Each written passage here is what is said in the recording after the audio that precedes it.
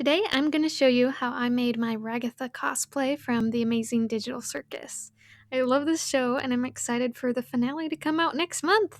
For this project, I used supplies from my stash, purple cotton fabrics from my grandma, lace, and red yarn. To make the bodice, I traced a t-shirt to get the general idea of the pattern. I made sure to use a t-shirt that is slightly loose on me so it will work with the non-stretchy fabric.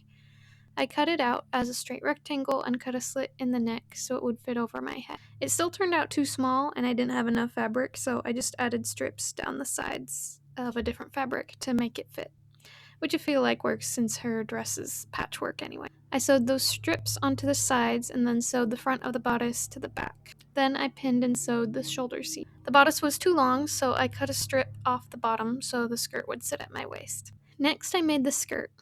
I had a big rectangular piece of fabric. I don't remember what the measurement was, but you want the top to be 2 or 3 times your waist measurement to give it a gathered poofy effect. I cut that piece in half so I would have side seams to add pockets to. Fun fact, with cotton fabric, you can just make a small snip and then rip with your hands and the fabric will tear in a straight line.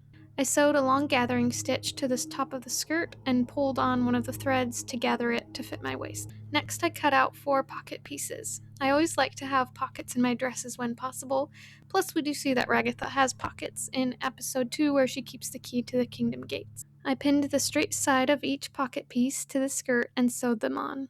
Then I pinned the front and back skirt pieces together, including the pockets as part of the whole seam.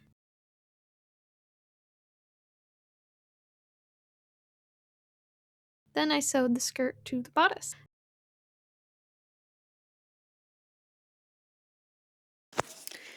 Okay, I want to explain more about the sleeves because I lost all the footage of making them.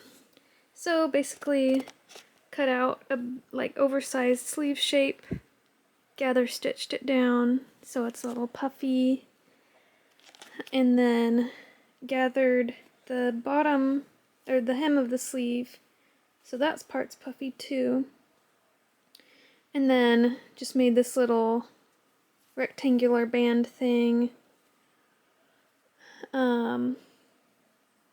Sewed that on by machine on one side and then hand sewed on the other side. And then I was worried my arm wouldn't fit through, so I had some velcro, but it ended up being fine pretty much. And then I just sewed some lace to the bottom of it.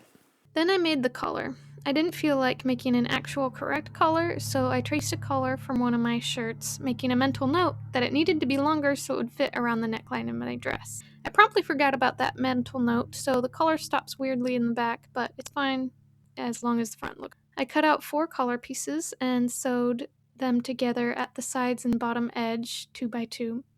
I trimmed the seam allowance and corners so it would look nice when I folded it in this side out. I pinned and sewed one side of the collar on. I trimmed that and then hand sewed the other side on so I could cover it nicely with no raw edge.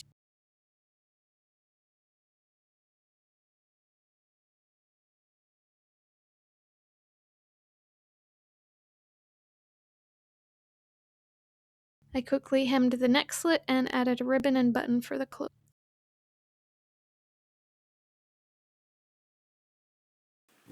For the belt, I just cut and folded and sewed on a long rectangular piece. I didn't have enough, so I sewed different pieces together. It was too long, so I just kind of jankily sewed it shorter, and then I added hook and eye closures so it would close.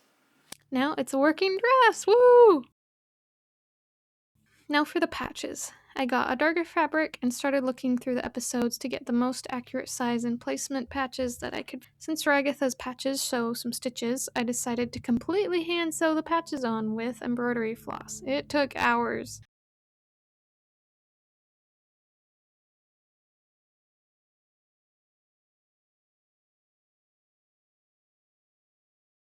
Now for the hair bow. I cut out a small rectangle and an even smaller rectangle.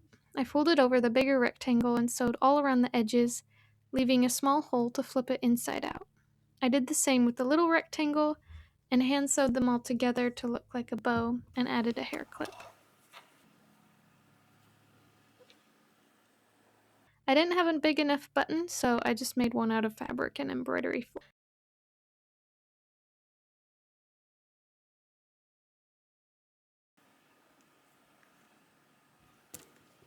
Now for the hair. I didn't want to have to buy any yarn or wig cap or anything for this project. I only had a skein of dark red and a skein of bright red, so I ended up crocheting a little cap using this pattern. The link will be in the description. And I followed this other tutorial, link in the description, to make the hair.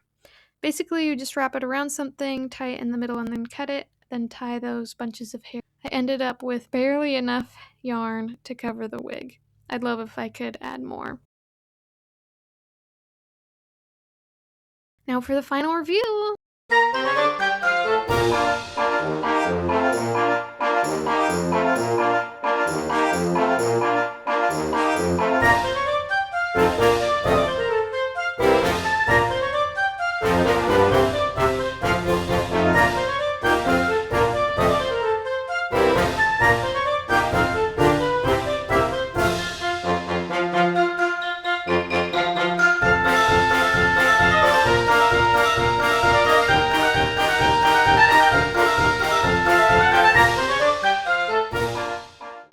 I just taped the button onto my face to hang over my eye. There's probably a better way to do it. I do happen to own orange face paint, so I painted a triangle on my nose. I wore some Mary Janes and white socks because it felt like her vibe. Thank you so much for watching. I honestly love this cosplay. The dress is so cute, I feel like it could kind of be worn on its own, and then it's also a comfy cosplay, so it's the best of both worlds. This is also my first venture into wig making, so that was fun. I will be wearing it to the theater to watch the finale when it comes out. I promise I will not be giving any spoilers on my channel. Thank you for watching and subscribe to see more cosplay and sewing adventures!